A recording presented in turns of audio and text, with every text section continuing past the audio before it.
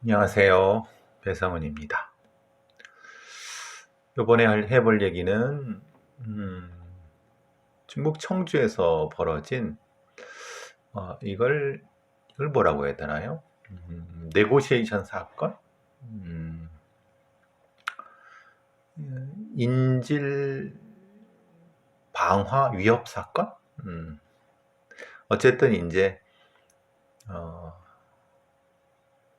방어를 하겠다고 흉기로 위협했던 30대가 12시간 만에 검거가 됐어요. 청주 4층 건물서. 죄는 현주 건조물 방화 등 혐의예요. 근데 조금 제가 다시 말씀드리면 중국 청주에서 건물에 인화물질을 뿌리고 폭파하겠다고 위협한 30대 남성이 경찰과 대치 끝에 검거됐다라고 되어 있어요. 그러니까 이제 4층 건물에다가 헬스장에 흉기를 들고 들어가서 오전 11시 30분이니까 점심때쯤 되겠네요. 이제 인화물질을 쫙 뿌린 다음에 곳곳에 요구를 들어주지 않으면 건물을 불지르겠다라고 하고 이런 상태였죠. 다행히 인질은 없었으니까 네고시에이션 상황은 아니라 하더라도, 그러니까 말은 인질 협상상은 아니라 하더라도 불을 지르게 되면은 범인도 죽게 되고 죽을 수도 있고 또는 여러 가지 상황이 되니까 협상을 통해서 해결하려고 하는 것 같아요. 근데 이제 제가 의문을 갖는 건 12시간 만에 검거했다는 게 12시간 동안 이 협상이 이루어졌다는 거잖아요. 근데 그럴 만한 가치가 있을까요? 예를 들면 인질이 있었다 라고 하면은 당연히 인질이 생명 위험에 될 테니까 이 부분은 충분히 인질 협상에 의미가 있는 거고, 인질이 없었는데, 그런데 지금 이 사람이 대치 과정에서 주한 러시아 대사관을 불러달라, 러시아 정부의 지시를 받고 건물을 폭파하러 왔다. 그러니까 판단해 봤을 때 이건 좀 정신적으로 문제가 있을 수 있는 거죠. 현장에 있는 상황에 있는 사람이 왜 판단을 못했을까?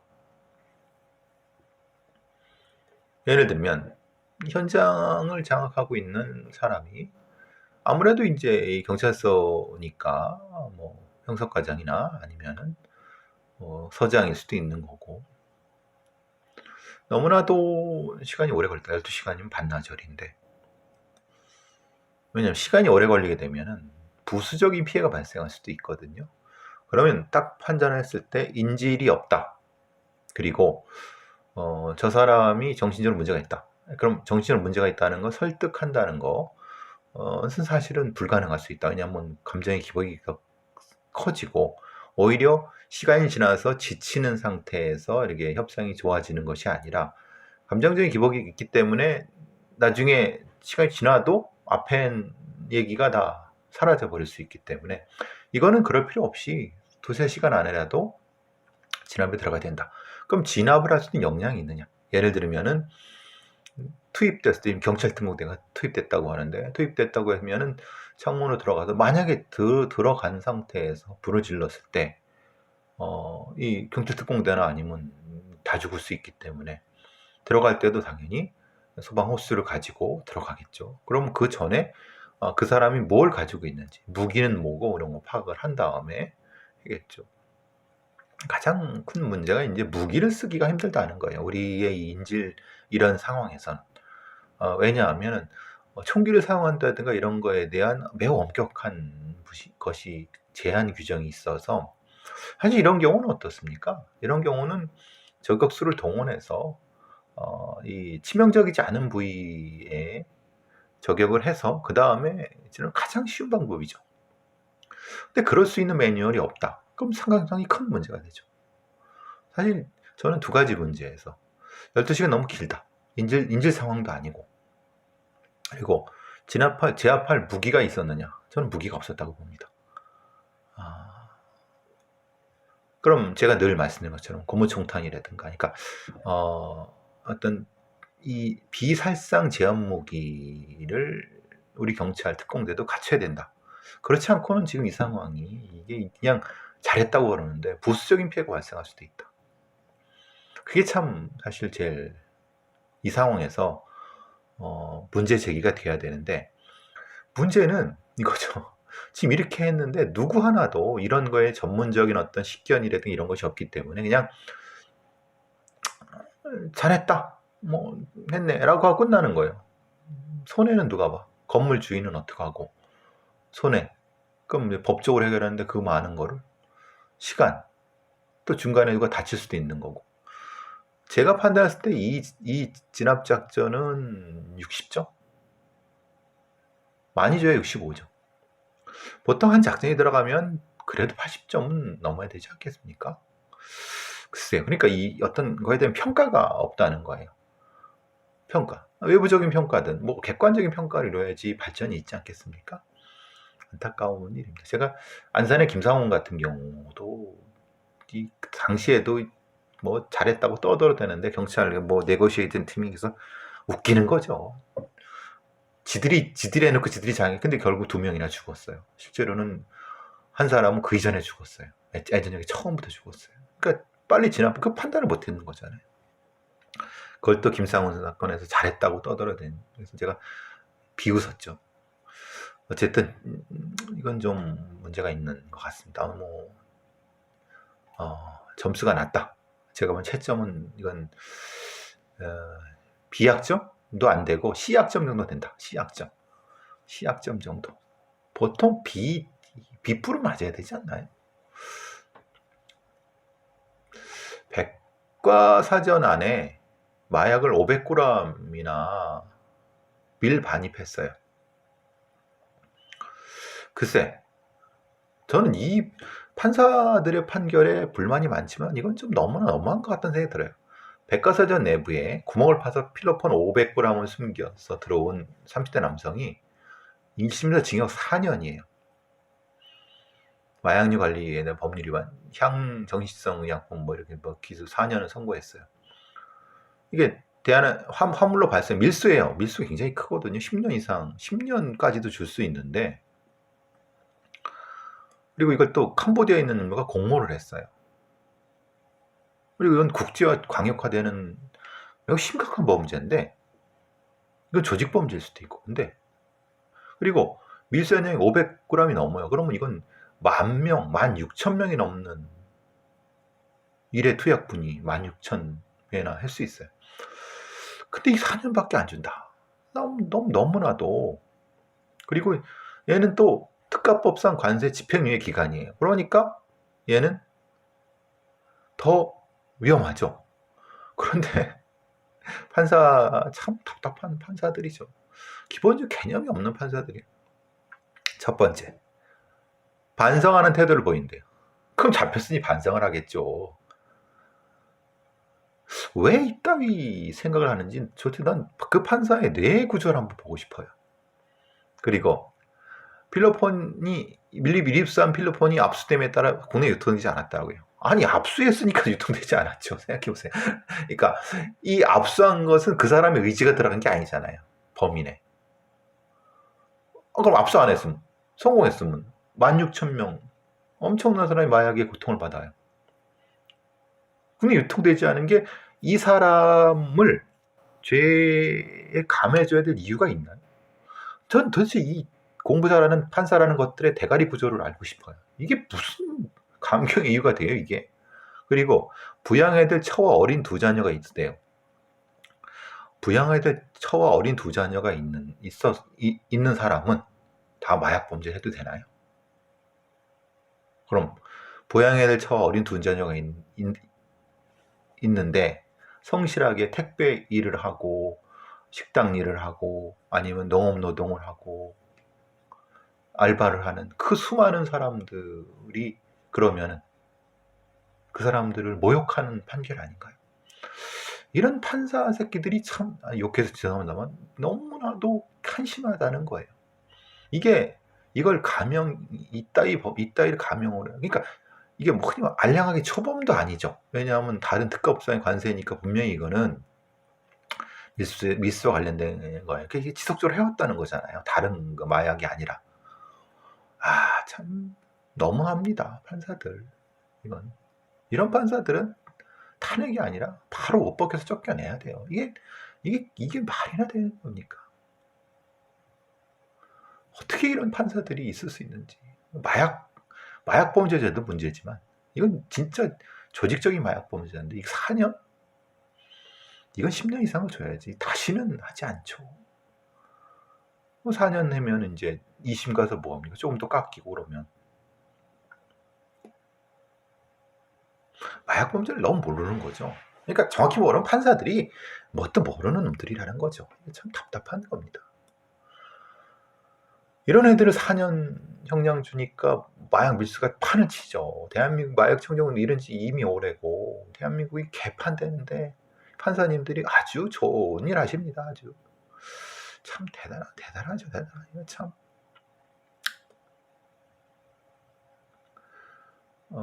국수본 얘기 국가수사본부 얘기를 했어요. 경찰. 근데 제가 말씀드렸잖아요. 국가수사본부 만드는 결국은 지들 자리가 늘어나는 거다. 결국은 이제 경찰 인력 537명이 늘어났어요.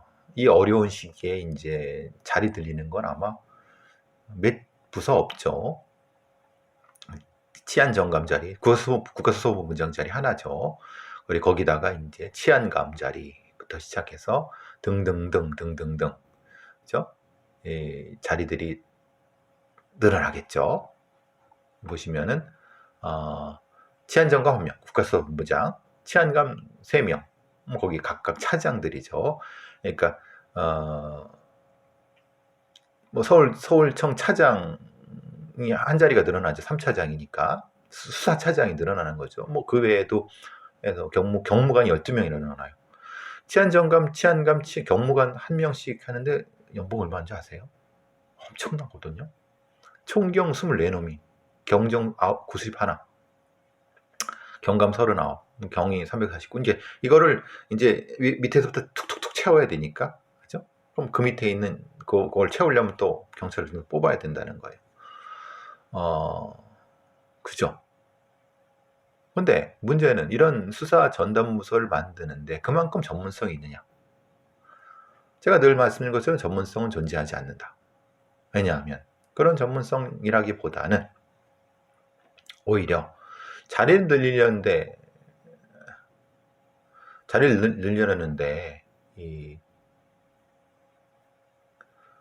결국은 그런 목적이 있는 거냐? 비난을 받을 수도 있고, 그럼 그만큼 전문성을 높이기 위해서 뭘 해야 되느냐? 고민을 많이 해야 되는 거죠. 안타깝습니다. 근데 제가 한번 볼까요? 여긴 이런데 이 연합뉴스에 경감이 파출소 팀원 승진자 급증이 어디다 배치하나요? 자, 보시죠. 경찰 계급 구조는 순경, 이파리 2개부터 시작해 순경, 경장, 경사, 경위. 경위는 경찰대에 나온 애들, 뭐 간부 애들, 무궁화 하나, 무궁화 2개가 경감이에요. 그러니까 이게 거꾸로 얘기하면 순경은 9급 이렇게 쭉 올라가면 돼요. 경장은 8급, 경사는 7급, 경위는 6급, 뭐 이렇게 해요. 6급, 뭐 여기서 애매해. 6급이나 7급 그 사이에요. 하나가 더 있어서. 그러니까 이제 경감 2개, 경정이 이제 3개, 총경이 4개. 총경이 이제 말하자면 경찰서장이에요. 경정 3개는 과장급, 경찰서의 형사과장, 수사과장 이런 애들이에요. 경감은 일선 팀장이나 뭐 이런 계장 뭐 이런 애들이에요. 뭐 대충 요런데, 그러니까 경위라면 옛날에 경이라고 하면은 간부라고 부르는데 지금은 경감도 이렇게 근속승진이 올라가요. 그러니까 최소 근속승진이라는 게 자동방으로 올라가는 거예요. 연차만 채우면은 특별한 문제가 없으면은 8년, 10년 이렇게 채운 다음에 올라가요. 그러니까 자동적으로 올라가는데 문제는 이 계급제의 문제가 뭐냐. 경감이면 예전 같은 경우는 팀장을 해야 돼요. 팀장이어야 돼요. 근데 자동으로 쭉 올라가니까 팀장을 줄 수가 없죠. 왜냐면 그 정도 자리가 없으니까. 그러니까 이제 어떤 문제가 되냐면 예전에 경위급 기업들이 막 도보 순찰을 그랬어요. 그러니까 이제 어떤 지구대에 지구대장이, 그러니까 경정자리 3개인데 그럼 2개짜리는 팀장이잖아요. 경감. 팀원들이 이제 그 밑에 경위나 이런 애들. 경위 달고 일반 팀원, 형사 이렇게 뭐 이런 개념이 되는 거죠. 근데 이제 예전에 경위가 많아지니까 경위가 일선 팀원 경위가 됐는데 이제 경감이 많아지니까 이제 팀원 경감이 되는. 제가 늘 말씀드리는 것처럼 경찰은 계급제를 없애야 됩니다. 말하자면은 이 오래전부터 있었던 식민지 시대부터 있었던 이 계급제도를 바꿔서 말하자면 이른바 팀장이 있고 팀원이 있고 그리고 팀장 위에 과장이나 그러니까 보직 직위 위주로 그 다음에 서장 뭐 이렇게 가야죠. 근데 그거를 못 버려요. 그러니까 오래된 그러니까 계급으로 뭔가 지휘하려고 하는 거예요. 그 얘기 뭐냐면 무능한 새끼들 능력은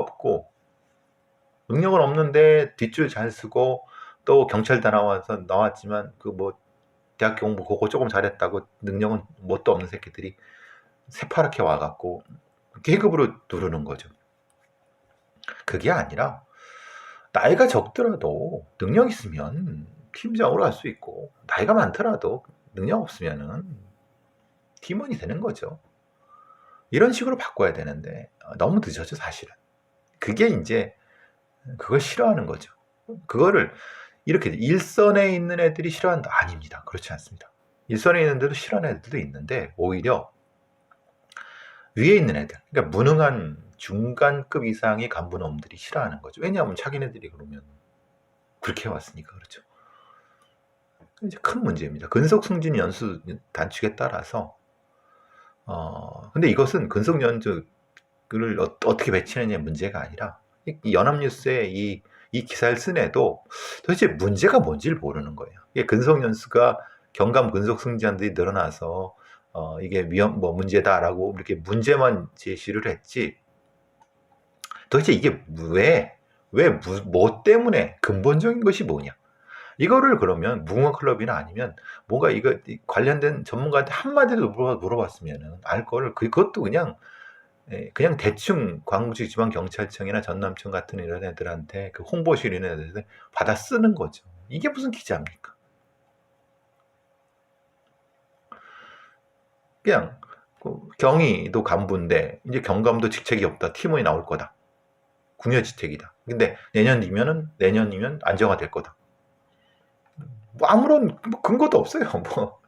그리고 이게 왜 이런 문제가 생긴지도 몰라요. 그리고 이걸 어떻게 해결하기 위해서 뭘 해야 되는지도 몰라요. 근본적인 문제가 뭔지도 몰라요. 이러니 참 대한민국 기자들 참 답답하죠. 이 부분에 대해서는 경찰의 계급제를 없애고 다시 말씀 직위, 직급 계급이 아니라 이걸 뭐라 부르는지 뭐 헷갈려갖고 팀원, 팀장, 과장, 서장 뭐 단순화시키는 거죠. 능력 위주로 가라는 거예요. 능력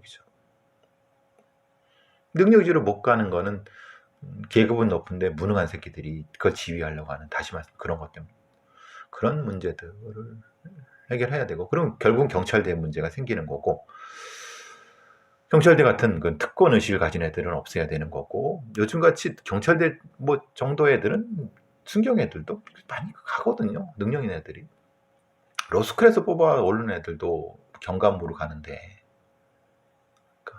이게 그만 결국은 경찰이 지금 검경 수사권 조정 이런 것이 되려고 되는 성공의 여부는 기본적으로 능력 있는 애들을 적재적소에 쓰면서 그들에게 능력을 발휘할 독립적으로 할 수 있게 해주는가에 안 해주는가에 문제가 있는 거예요. 그게 핵심이죠.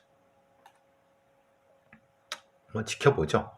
근데 그래서 아까 말한 것처럼 이거 여기는 이 지랄이 나고 있는데 경찰 국가수사본부라고 해서 지 자리들 늘리려고 고위직 놈들 늘리고 중앙에 있는 애들 그러니까 소위 말하는 경찰청의 자리를 많이 늘리는 거죠. 지방청의 자리를 늘리는 거죠. 네. 위에 있는 애들 좋으려고. 근데 실제로 일을 하는 애들은 걔네들이 아니거든요. 경찰서의 형사부서라든가 수사부서 애들, 또 뭐 경비부서 애들이라든가 뭐 이런 애들이거든요. 걔네들은 뭐가 좋으냐? 아니 어차피 이쪽 지휘받으나 저쪽 지휘 똑같은 거죠. 검사 지휘받으나 경찰 고위 저기 이제 놀보직 있는 애들, 황금보직 있는 애들 누구한테든지 똑같은 거죠. 자기한테는 관련이 없으니까. 결국은 특권을 가지고 있는 성골들, 경찰의 이 특권을 가진 놈들 중심으로 그들의 이익을 위해서 이 지금의 이 경찰법, 검경수사권 조정이 된다. 그게 가장 큰 문제라는 겁니다. 능력 없는 새끼들이 권력만 갖게 되는. 검찰의 문제가 뭡니까? 자신의 수사권을 자신들의 출세와 정치를 위해 쓴 게 문제 아닙니까? 경찰놈도 똑같이 그런다. 실제로 일하는 하위직, 일할 수 있게 해주는 거. 그건 제가 계속 말씀드렸습니다. 그게 아닐까봐 걱정이 됩니다. 사실. 전화 가로채기 앱이라는 게 이게 사실 보이스피싱에서 이전부터 있었던 건데 정부 지원금 대출이라든가 아니면 뭔가 생활비가 요즘같이 힘든 때 저축은행에서 문자를 받습니다, 여러분한테. 그럼 거기에 전화를 걸면은 거기서 개인정보를 요구하고 그 다음에 뭘 깔으라 그러면 거기 이제 링크를 깔으면 바로 악성 코드가 여러분의 저기 휴대폰에 설치가 됩니다. 그럼 거기는 어떤 금융회사의 대표 번호로 하면은 보이스피싱 범죄자들로 바로 연결이 돼버려요. 이게 악성 코드입니다. 별의별 놈들이 다 있습니다. 근데 이걸 어떻게 못하죠? 이게 금융 전문 수사 부서라든가 전문적으로 수적하는 애들이 해야 되는 일인데 걔네들은 안 하고 있고 금감원이 뭐 해라 뭐 했는데 금감원이 뭘 이런 걸 합니까? 참 돈을 뜯어내는 이 아주 기생충 같은 것들은 득실득실하는데 그걸 잡고 수사해야 될, 관리해야 될 이런 데는 비실비실하니 참 어려운 문제입니다. 제가 김근식에 대한 얘기를 했어요. 아동 연쇄 강간범. 김근식은 케이스가 아주 드문 케이스입니다. 근데 드문 케이스지만 실제로는 여러 가지 면에서 김근식 같은 애들이 적지 않다는 것이 문제가 되겠죠. 근데 문제는 얘가 형량이 상당히 15년밖에 안 나왔다. 11명을 강간을 했는데 문제는 얘가 52에 지금 내년에 나오는데 며칠 지나서 내년 9월에 나오는데 문제는 그때는 성범죄도 등록도 안 된다는 거. 얘는 적용이 안 된다는 거예요. 이런 나쁜 새끼를 성범죄 그나마 그거 부실한 성범죄 등록조차도 안 된다. 법무부에서는 모르죠. 뭐 법무부 애들은 뭐 자기 일이 아니니까. 근데 이제 김문식 문제가 되니까 여가부에서 심의 가능하다고 이제 퉁 친 거죠. 여가부 애들은 또 자기 해보겠다고 하지만 실제로 김문식은 어떻게 뭐 이게 애매하다. 지금 범죄적 자문을 받고 있다라고 정도 하고 있어요. 얘들 이렇게 하면 뭡니까? 뻔하죠. 이 핑퐁 하다가 김문식 나오면은 끝나는 거죠. 참 대한민국 이런 법무부라든가 이런 관련 부서들이 아동 성범죄, 아동 강간범들, 그러니까 이런 진짜 보호가 필요한 사람들을 대상으로 한 악질적인 초포식자들을 관리하는데 너무나 등한시하고 있어요. 그러니 우리나라를 강간범들의 천국이라고 하죠. 너무나도 분노가 쌓이는 일입니다. 윤석열에 대한 얘기가 나오는데 사실 이게 좀 애매하죠. 이용사의 압수수색 시의 인권보호 방지책이라서 원래 당연하게 어떤 압수영장을 제시받은 피압수자의 경우에는 변호인 참여가 보장되어 있습니다. 당연하게도 압수수색 과정에서 변호인 입회는 법으로 보장되어 있습니다. 그런데 지금까지 법무부라든가 검찰, 특히 검찰놈들은 이 법은 보장돼 있지만은 검찰 내 세부라, 그러니까 규칙이나 하위 법령을 하위 규정으로 빠져나갈 거 많이 하는 거, 빠져나갈 걸 여러 가지 두는 겁니다. 여태까지는 안 했죠. 근데 이제 한동훈이라든가 정진웅이가 충돌한 것처럼 이런 문제 생기니까 이제 역으로 이것을 지들 유리한 쪽으로 해석하는 겁니다. 아주 이건 악질적이죠. 지금 문제가 되는 게 뭡니까? 정경심 사건에서 그렇고 여러 가지 사건에서도 지금 판례가 갈리고 있습니다. 그리고 이 디지털 증거 수집 분석 관리하는 과정에서 인권보호 원칙을 해야 된다고 하는데, 디지털 어떤 뭐 하드디스크라든가 특히 핸드폰 같은 경우에 디지털 포렌식 할 때의 참여, 이런 부분이 매우 민감하게 지금 반응이 되고 있는 거고, 그리고 지금 국가수사본부에서 디지털 과학수사 쪽에, 디지털 포렌식 쪽에서도 전문성, 그리고 체인 오브 커스터디, 그리고 이런 이 변호인의 참여, 이런 부분에 대한 규칙이라든가 이런 것들이 엄격하게 적용이 돼야 되거든요.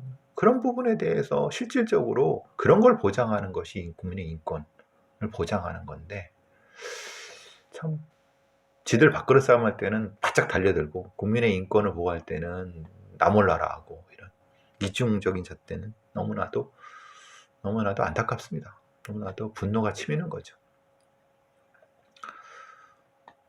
자, 지금 박원순 전 서울시장 관련된 2차 피해자에 대한 2차 가해 문제 때문에 지금 논란이 있네요. 이것은 뭐 어느 진영의 문제가 아니라,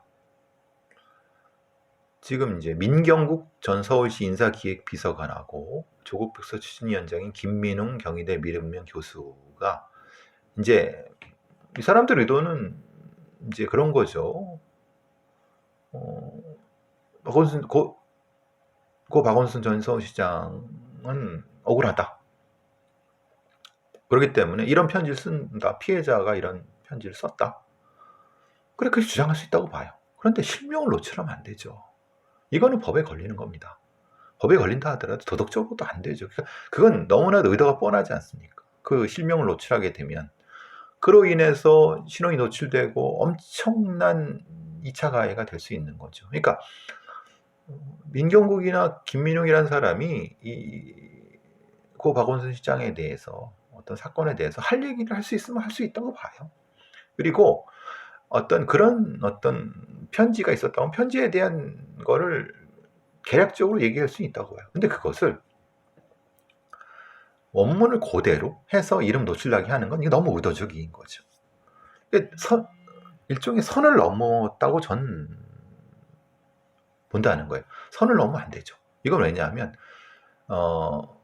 심각한 2차 가해로 인해서 결국은 아직 진실이 밝혀지지 않은 상태에서 정확한, 오히려 피해자에 대한 심각한 가해가 이루어질 수 있다는 거예요.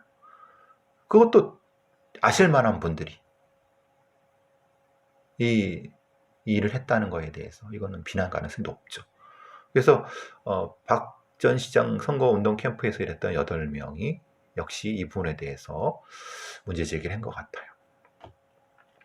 모르겠습니다. 박원순 전 시장의 어떤 성추행에 대한 부분은 이제 결과 발표를 경찰에서 하게 할 거고, 그건 지켜보면 되는 거고, 그럼 지켜보지 왜 실명을 노출해서. 다분히 의도적이지 않을까라는 생각이 들어서, 물론 의도적인지 진짜 의도적인지 모르겠습니다만, 이거는 실수를 하더라도 이건 큰 돌이킬 수가 없잖아요. 그리고 왜 그러면 경찰이라든가 인권위 이런데 여가부 서울시 서울경찰청은 왜 방관하고 있느냐, 이런 부분들은 문제가 되죠. 분명한 것은. 자,